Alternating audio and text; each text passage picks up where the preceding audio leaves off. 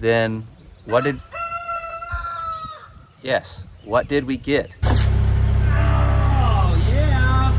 Yeah, just ripped right through my finger. Ouch. Good morning. Good morning, and I am up early. I am up before the sun, and for good reason. For one, I'm gonna feed the birds their breakfast. Even the birds are waiting on me. This week promises to be really hot, and we've got a lot to do. We bought a 30 by 40 shop. Ooh, almost fell. Oh, they're waiting on me.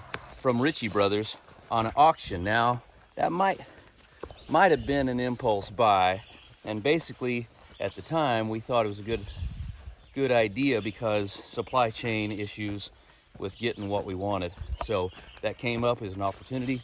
We jumped at it, and we've got to put up walls because we've already put down the concrete. You've seen that. Now we had to let it sit and cure for a little bit before we could put a machine on it so it wouldn't crack. Now it's time to put up those walls. Speaking of being up early, getting up early is for the birds.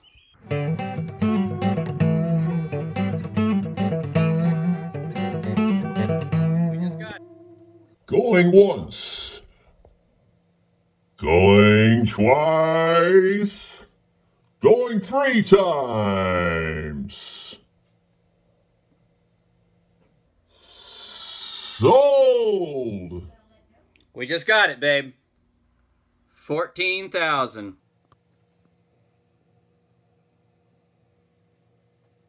So the point is this, what I've learned is once there's only a few of them, the first one goes for the lowest amount because this one continues to go. So if you didn't get the first one, then everybody bunches up on the second one, and it goes for more money because people are desperate.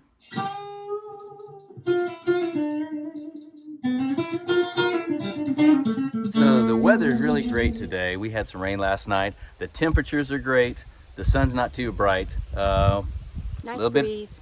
Yeah, breeze is actually the coolest part because it keeps the mosquitoes away.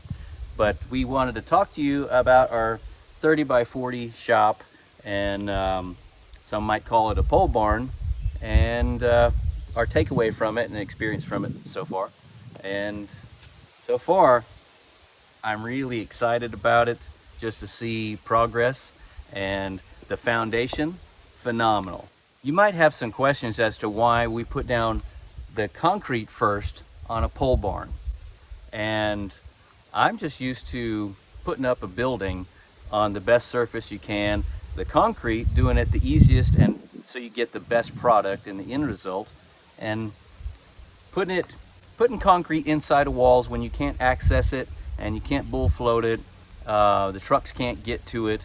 It doesn't make sense to me. I know people do it all the time. I think the end result is better when you can just concentrate on doing the concrete. Do you like the concrete? Love the concrete. Great job. And working on the concrete instead of in the mud Or rocks. is a really good thing. You have a perfectly level surface. So this being a pole barn, it's a little bit different. Most pole barns, you stick the poles in the ground. Eventually they'll rot. You know that. These sturdy wall brackets, which are really cool, they stick in the concrete, and those concrete underneath there is actually 4 feet down when you include how deep the slab is. It came out so incredible. Now, and we can tell how level it is, because like right now, right after a rain, we have a couple of little tiny puddles over there, and that's actually the last part that we did, but they're really thin, so it's not even an issue. So the rest of it, there's not even puddling, so it's so flat. So that's awesome, and that's a big deal to me when I'm doing a layout and building something, that it's absolutely flat. This is the best option.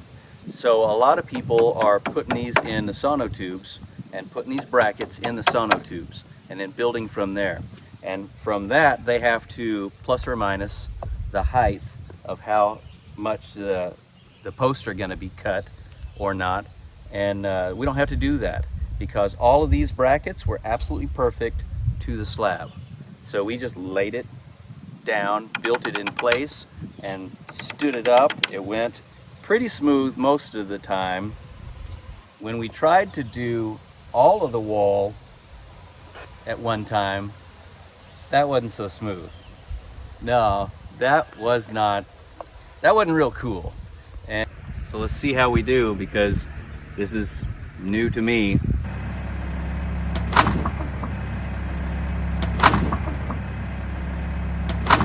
And the materials, they came with a kit. So you might have seen that first try didn't work out too good. Got it about 6 inches off the ground, and the Ritchie Brothers wood just exploded. So I'm not real confident on how the quality of their wood, if it's only a year old, how is it supposed to last a lifetime in a pole barn? But it's what we got. So we're gonna try again, replaced it, put something different, and put another strong back. Try number 2. We'll talk about the kit in just a second. If you have to use 3 times as much wood as you should, then don't buy from Ritchie Brothers. So this is my 3rd try. We'll find out. This is already disappointing. I knew it was disappointing. 3rd try.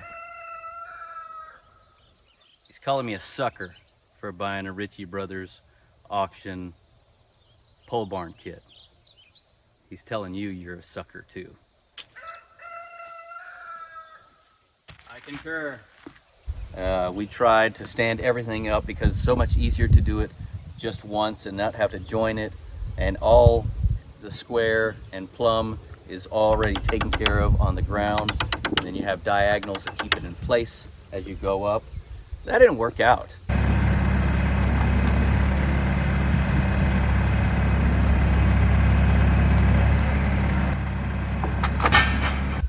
I wish the materials would have been different.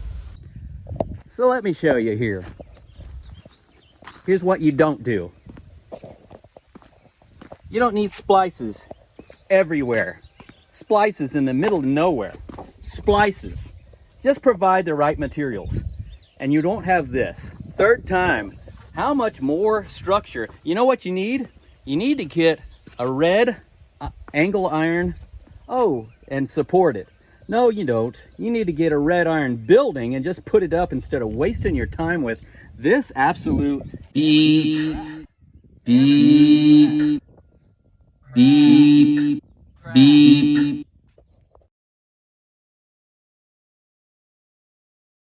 But we ended up putting it up in 4 sections. And how'd you think that went? The first one was the worst. The first is the worst.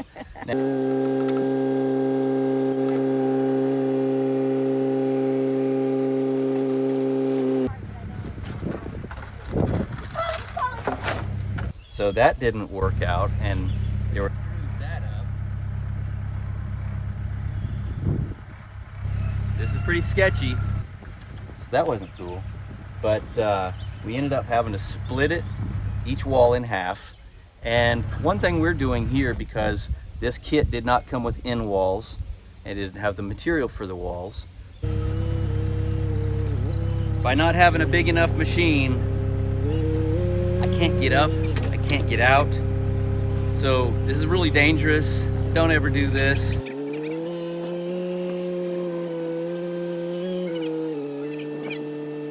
It's not tall enough. It's not what I'm used to. So that may be a problem. Rowdy thinks so too. The other problem was we had a smaller machine. Now we've got a bigger machine right now that has a 19-foot reach. The one that was only 16-foot reach really only was good for 14 feet, which is below the walls, which meant we couldn't get above the walls and set it the way I'm used to. So we are putting the corner pieces and the corner posts and setting that up because we don't have a conflict of a different wall, the end walls being there. We're gonna build those and frame those separately. Some of the weird things though, Do you think this is weird how we're doing this? Because we're mixing a bunch of things Yeah. for the end product to be the best thing. So this originally was supposed to be a red iron building. And when we bought this a year and a half ago now, the lead time on those was 6 to 9 months out. And we didn't think we had that. We had some other complications come about, which turns out we could have waited that long, but we didn't know that then. So we moved ahead with the information we had. We bought it on an auction, and I wouldn't do that again. It was Ritchie Brothers auction. They sell these all over the country. You can see how much they're selling for, and they went for a crazy amount of money. And it was cheaper than what we could have bought a metal building, even though some people call these a metal building because they're skinned with metal. Unless it's a red iron building with I-beams, I don't call it a metal building. This is a wood building with metal skin, metal roof. So when some people talk about a metal building, they're really talking about a wooden structure with a tin roof and metal siding. When I'm talking about a metal building, I'm talking about red iron building. That's red iron oxide painted. Steel. No rot. If your contractor doesn't know what red iron is, ask them. If they give you a puzzled look or what's that, you know you have the wrong contractor. I just saw something that was really incredible. This guy just walks up to strangers with a simple little positive note. And man, the reaction is really encouraging. And to that, if there's something in this video that you liked and you like what we're doing and you want to encourage us, then go ahead. It's real simple. It's free, just like that note.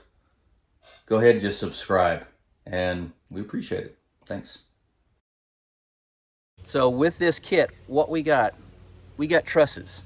So know this while you're on the auction site. It is vague as to what you're getting. Now, you are not buying a kit for a complete pole barn. Know that. And here's also, you don't get all the materials you need to even put up what they gave you. So what you are also missing is a material list. I kept looking for a material list, digging for one, and you actually have to tear apart the entire kit, which is packaged pretty well, in order to find out that there is no material list. And there are also no instructions for the materials they give you. But wait, yes there is. This right here is all they give you. And it's on one of the trusses, which ends up being up on top of the building before I even recognized that is the instructions. That's what you get.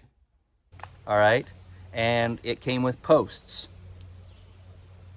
But there was a problem with the posts. Too short. Yeah, the posts weren't too short. They were too short. Yeah, -2. Had to go by 2. So, and those don't match, and they were a different Dimension. So we had to modify those to make it work. So that was a little setback, disappointment. And then it came with 12-foot members, 2x6s, instead of 16s. So again, this is a 30x40, and everything is built on 4s and 8s. And the posts are 8 feet. So that meant 12 footers like this. You're meeting in the middle. And even though I've toenailed them and everything, that's not really the way I would build. So I really can't recommend it. So we almost went and bought all brand new 16s, which kind of defeats the purpose of buying the kit. What did we really buy? And then, so yeah. So it doesn't come with walls. It doesn't come with wall metal skin. It doesn't come with in-wall materials. And then we've got a bundle of 2x10s over there that are only 10 feet long. And I don't know what the heck those are for. What are they for? It's so Rowdy can bring us a piece. Drop it. So Rowdy can chase them, I guess. But so we don't even know what we're going to use those for, and we can't build walls with anyway. So that's a waste. And then it comes with a little bit of trim for the metal roof, but it doesn't come with drip edge, which you got to put down the drip edge before you put the metal roof. So you're still going to be buying materials. And so what else did we get? Oh, the metal panels that came for the roof. Okay. Yeah, exactly. So I concur with the neighbor that it was Galvalume. It's going to be bright and shiny and blinding. So yes, and the rest of the place is not going to be bright and shiny like that. It's going to be a dark gray and a black. So, and then the trim is all black. So that the Galvalume, if we're going to be buying that and buying the sides and painting the sides, we're just going to use the Galvalume roof panels on the interior, on the inside. On the ceiling. Yeah, because they're bright and shiny. And we're going to use them on the ceiling, blow in insulation on top. It still meant that we are buying all the metal roof, which we just picked up. All the metal trim is black, so we bought that. The walls, here's what's really weird about this one. They're R28 insulated panels, so they're SIPs. They're metal skinned on both sides. Stand up vertically, and they look like any metal panel that you've ever seen. So what did we actually get with this kit from Denver? And so we got transportation costs, and it's been sitting, and we had to rent equipment to get it off of the trailer.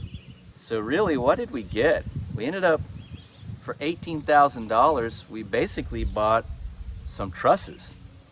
And we could have actually bought those cheaper or had them made locally for much cheaper. So everything keeps coming back to our experience so far. We have spent more time straightening, putting up, modifying, fixing, Leveling. yep, and plumbing everything up, much more difficult than a red iron building. We could have already had this done, I think, and we should have just waited. You know, you say I got in a hurry. We should have waited. We should have waited, and we could have put up a red iron building that's never going to get trashed. It's stronger. It cost about the same. And our deal is, how much time do we have? Because we got lots of projects going, and you know, I need to utilize a shop as soon as possible. So the sooner this is up, we get to start working on another project and clear things out of that house and focus on that. But also always having a shop to work in. That's the goal, but we are to a point that's looking really good, and we're going to continue this, and then you'll see the rest of it. Thing is, lifting this wall at about this point right here, it wants to slip out from under and just push away. There's a delicate balance.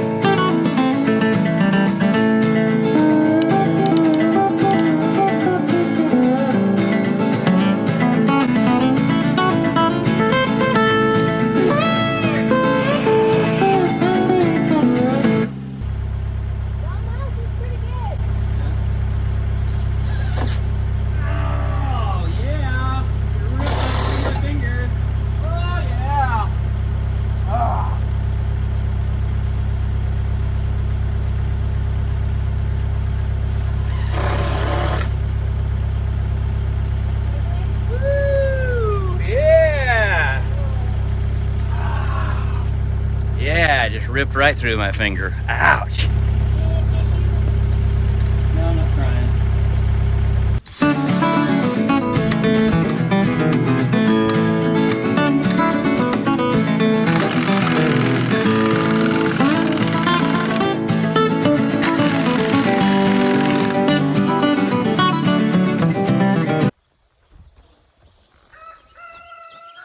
He just said Ritchie Brothers. So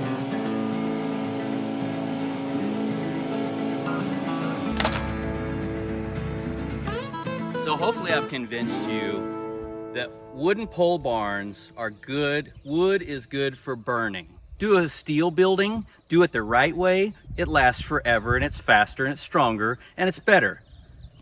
Well, who wouldn't want that?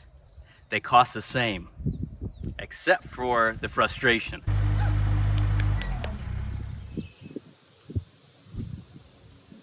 Pole barns sound cool, but I don't see that they are any advantage in time, money, or effort. And the end goal, the end product, is not as good as a metal building. So you can stick with a metal building instead of these pole barns, which are traditional, but we can move on from tradition if it's better. Just our takeaway. Yep. All right. So that's our takeaway. Pole barns, not so much, but we'll continue and it'll end up being a great performer and we look forward to it, but learn from us, we would do it different. You would do it different? Yep. Rowdy, would you like to speak on the subject? You want to speak on the subject? Okay. He concurs. All right. Have a great one.